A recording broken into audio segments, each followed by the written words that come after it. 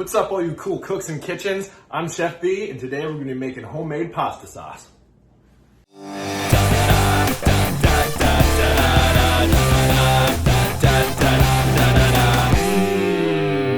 Chef B!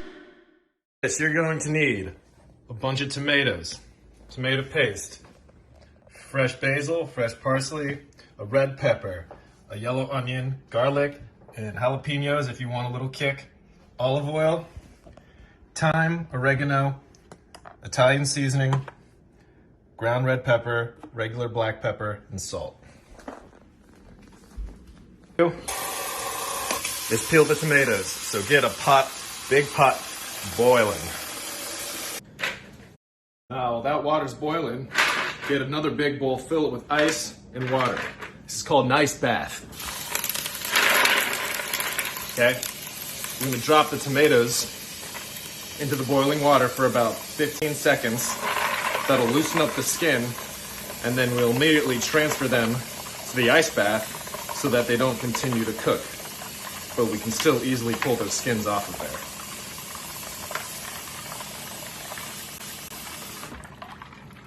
there. Get a nice big bowl like this. See, this is your tomatoes, this is your ice bath, okay? Now, again, while that's cooking up, you can start prepping your tomatoes. Now, here's what you do. You make sure you take the little stem part out, pop it off, just like that. Take a knife, it's easier if it's serrated. Serrated means little jagged edges, like a shark.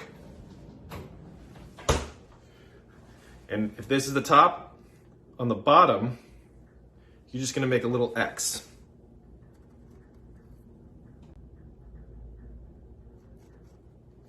Just like so. Okay? Do that to each of your tomatoes. Now, my tomatoes look kind of janky, and that's because they're from right outside the backyard. So, you know, they may look funny, but they're gonna taste way better than any store-bought tomatoes. Because store-bought tomatoes, they ripe.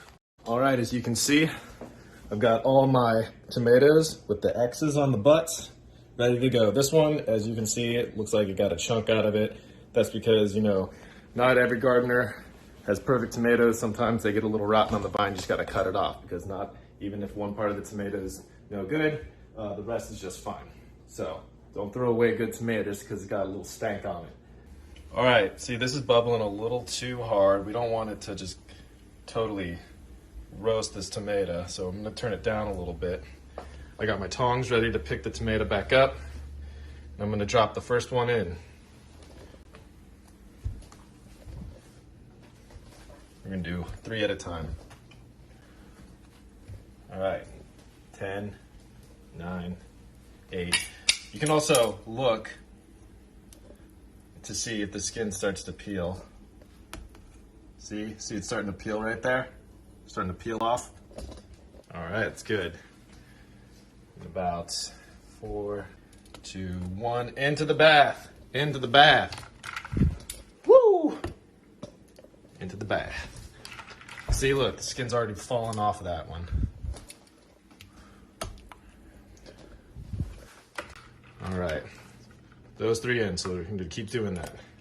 All right, all the tomatoes have been sitting in the bath. You can take one out. See? Look how easy that peels right off. You can just take all 4 corners, take it right off. Now, if you're wondering why we're taking off the skin in the tomato to make the sauce, is that this adds quite a large amount of bitterness to the sauce. And if you really want it to be authentic Italian pasta sauce, you gotta take the skin off, because it makes a huge difference. See how easy that came off? Try doing that without boiling it. You'll be there all day.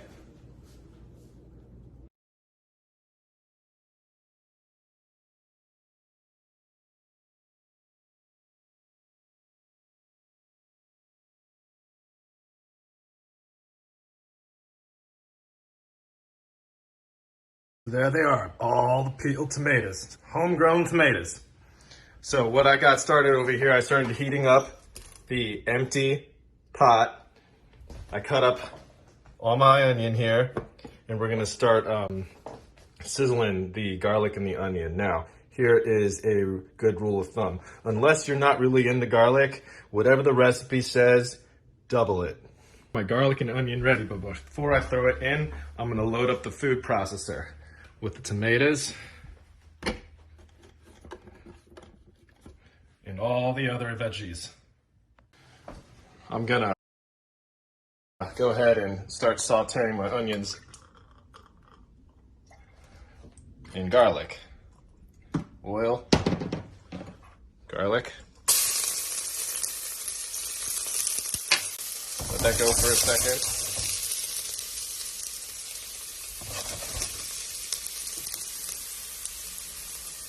And then onions.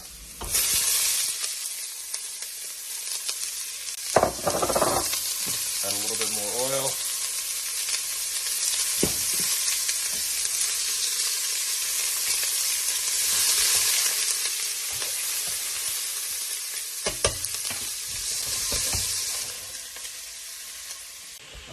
All right, check this out.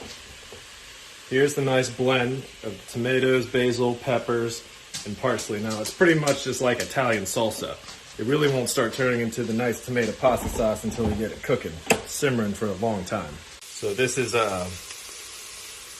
going pretty well. You want to wait until it's very tender before you pour in the rest of the solution. So almost when they start to turn translucent. All right.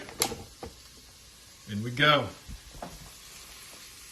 First, I'm going to remove the blade so it doesn't fall in. Go with that.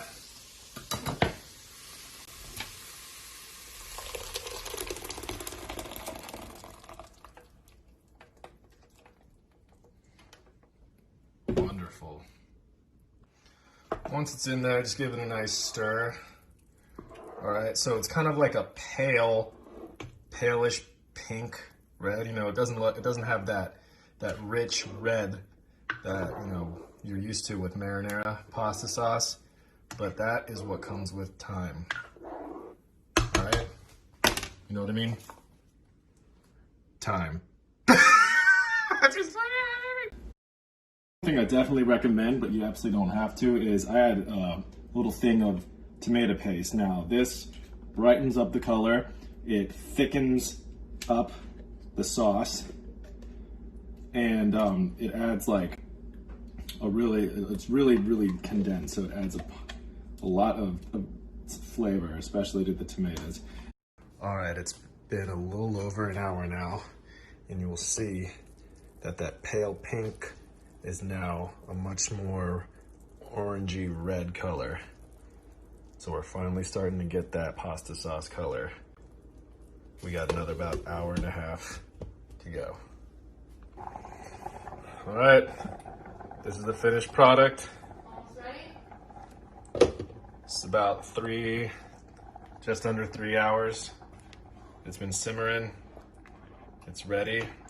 Now, I got some ground beef and some shell pasta going here to give it a try with. But really, this cooled overnight in jars and reheated again later is when it's gonna have the most flavor. So give it a try, see what you can do.